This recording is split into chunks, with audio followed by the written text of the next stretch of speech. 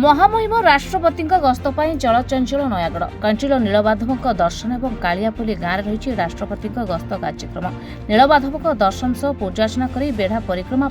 राष्ट्रपति 20 मिनिट समय स्थिर होता बेले यह समय केते कण पूजक मंदिर में उपस्थित रहिबे एवं राष्ट्रपति पूजार्चना केउं पूजक करिवे एने आलोचना करने सह सुरक्षा स्थिति अनुधान करिसेंती वरिष्ठ उच्च पुलिस अधिकारी। राष्ट्रपति कालियापल्ली में पहुंचबा परे शबर राजा विश्वा बसु एवं ललिता दर्शन करेंगे एवं शबर राजा विश्वा बसु प्रतिष्ठा उत्सव में पूर्ण आहुति देवे। यापर साधारण सभा जोगदेवे महामहिम राष्ट्रपति। एथिपाई 45 मिनिट समय धरी कालियापल्ली में राष्ट्रपति रही रही सुरक्षा व्यवस्था कड़ाकड़ी स्थिति अनुधान करिसेंती नयागढ़ एसपी एस सुश्री सह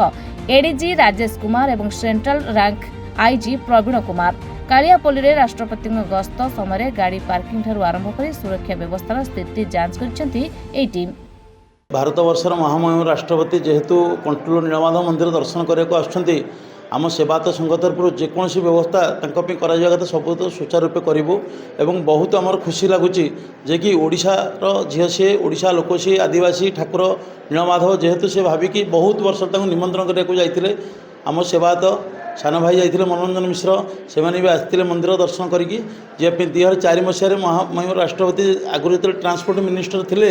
2004 मसीह से मंदिर दर्शन करने आसते यही समय विजयलक्ष्मी पट्टनायक जे कि पूर्वतन एमएलए खंडपड़ा से समय धरिकी आसते तापर से आसीना जो समय इलेक्शन है राष्ट्रपति निर्वाचन से समय आम सेवायत संघ तरफ आम भव्य स्वागत देइथिलु और जो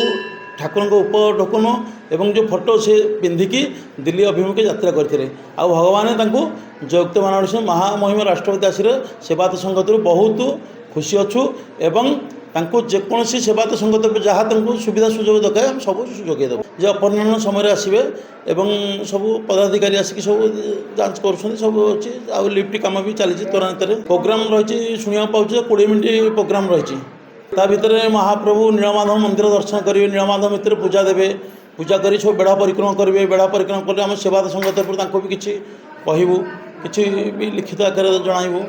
बहुत बहुत खुशी दीर्घ 78 वर्ष स्वाधीन पाइला पर भी कहीं जड़े भी आसी न जेहेतु से ओडिशा लोक ओडिशार राष्ट्रपति महामहिम राष्ट्रपति बहुत आम खुशी सेवायत संघ तरफ बहुत सुविधा सब देव बहुत आनंद बहुत खुशी बहुत आनंद प्रकाश करुचु आम बहुत बहुत वर्ष बहुत दिन माँ द्रौपदी मैडम आसुँच गाँव को बहुत आनंद बहुत खुशी रही आम भारतर प्रथम नागरिक जे महिला एसटी कैटेगरी आसुँच राष्ट्रपति श्रीमती द्रौपदी मुर्मू आमको पाखुर देखापी बहुत उत्साहित अच्छु सब राजा विश्वबसुर उन्नतिकरण श्रीमती द्रौपदी मुर्मू आसुँच प्रथम आसवे आम नीलमाधव दर्शन सेकेंड ये आसे विश्वास पीठ को प्रथम आहुति देवे तापर आमर मीटिंग अच्छे आम बहुत व्यवस्था करूँ बहुत भी उत्साहित अच्छु मैडम प्रथम देखुचु जो देखुलु टीवी एवं देखुचु आम देखू सामने देखू बहुत उत्साहित अच्छु। राष्ट्रपति नयागढ़ गस्त कार्यसूची अनुजाई आसंता 24 तारिख अपराह्न कंचिल पल्टन पड़िया हेलिकप्टर आवरण करिब। स्थानीय विधायक कहते खंडपड़ा निर्वाचन मंडलीवासी अनुरोध रक्षा करी महामहिम राष्ट्रपति कंचिल आछंती। ओडिशार गर्व गौरव महामहिम राष्ट्रपति खंडपड़ा नीलमाधव को दर्शन करने आसुँच खंडपड़ा उत्सव मुखर होइछि समस्त पाखे हस अच्छी समस्ते राष्ट्रपति देखापी गोटे साधारण मनीषटीए आदिवासी महिलाटीए ओडिशा पे गर्व गौरव करे फूल समस्ते पकड़ापी पाखे समस्त उत्साह खंडपड़ा महल सारी खंडपड़ा निर्वाचन उत्साह नयागढ़ जिले में प्रथम को राष्ट्रपति आसी प्रथम करी एत दिन स्वाधीनता पर प्रथम राष्ट्रपति आसुँच खंडपड़ा को नयागढ़ जिला को वीरमाटी खंडपड़ा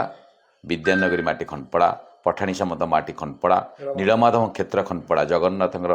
क्षेत्र आदि क्षेत्र नीलमाधव क्षेत्र रे नीलमाधव दर्शन हम खंडपड़ा माटी से स्वागत जनाऊँगी और खंडपड़ा गर्व नयागढ़ जिले में आम जन्म नवा आम पाखे राष्ट्रपति आसी पहुँचा नीलमाधव दर्शन करवा ये आम बहुत गर्व और गौरव। महामहिम राष्ट्रपति आसंता 24 तारिख दिन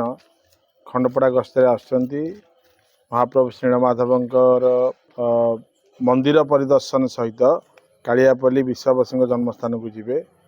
ଏଥିପାଇଁ ଆମେ ସମସ୍ତେ ଉତ୍ସବ ମୁଖରିତ ମାନେ ଭାବରେ ଅଛୁ। ଖଣ୍ଡପଡ଼ା ନିର୍ବାଚନ ମଣ୍ଡଳୀବାସୀ 78 ବର୍ଷ ସ୍ୱାଧୀନତା ପରେ ପ୍ରଥମ ଥର ପାଇଁ ମହାମହିମ ଆସୁଛନ୍ତି ଖଣ୍ଡପଡ଼ାକୁ। ତ ଜଣେ ଖଣ୍ଡପଡ଼ାର ସେବକ ହିସାବରେ ମହାମହିମଙ୍କ ପ୍ରତି ଯେମିତି ଭବ୍ୟ ସମର୍ଥିତ ହେବ ନିଶ୍ଚିତ ଭାବରେ ତାକୁ ଆମେ ସବୁ ପାଳନ କରିବୁ। ଦେଖନ୍ତୁ ମହାମହିମ ରାଷ୍ଟ୍ରପତି ଯେତେବେଳେ ଖଣ୍ଡପଡ଼ା ନିର୍ବାଚନ ମଣ୍ଡଳୀବାସୀଙ୍କର ଅନୁରୋଧ ରକ୍ଷା କରିକି ଆସୁଛନ୍ତି, ମହାମହିମ ଆମ ନିର୍ବାଚନ ମଣ୍ଡଳୀବାସୀଙ୍କର କଥା ରକ୍ଷା କରିଛନ୍ତି ଏବଂ ଆମେ ଏତେ ମାନେ ଖୁସି ହେଇଯାଇଛୁ ବା ଉତ୍ସାହିତ ହେଇକି ଅଛୁ